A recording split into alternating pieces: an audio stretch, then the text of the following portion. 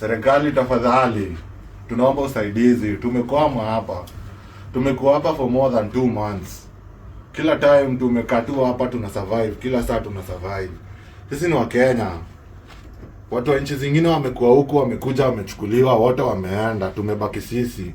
Kila time tunaambiwa na general huku, ongeeni na serikali yenu, mnafaa kujitoa. Huku kuko na election. Elections zinaenda kufanywa date 26 December. Huku kila time ni war.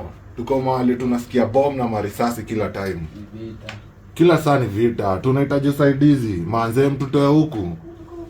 Tuko mbaya, watu ni wagonjwa, hakuna medicine. Madaktari wenye tunapewa huku ni watu wengine hawayuko kazi. Kila saa unaambiwa daktari hayuko, watu wanagonjeka huku. Chakula wanatupea, lakini wanatupea chakula ni kama hataki kutupea. So tunaomba mtusaidie toke huku. Huku si kwetu. Sina watu, tuko na mafamilia wanatulilia nyumbani, lakini hakuna kitu tunaweza fanya. We need your help. Manze, tusaidieni tutoke huku.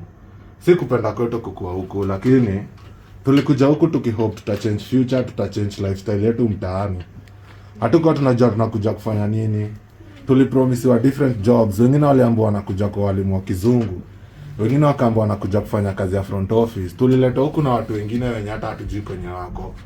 Hakuna mwenye ukireach out anakufikianga. Tunahitaji usaidizi.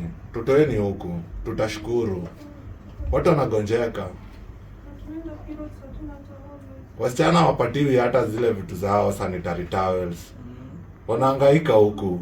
Tumekaa hapa for more than 2 months. Tumefungiwa tu mahali pamoja. Tunalishwa kama nguruwe.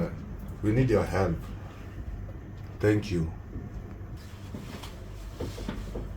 For those few tumesema, hapa tuko Wakenya 86. Na manze, we need your help. That's all we have for now. Thank you. Sisi ni Wakenya.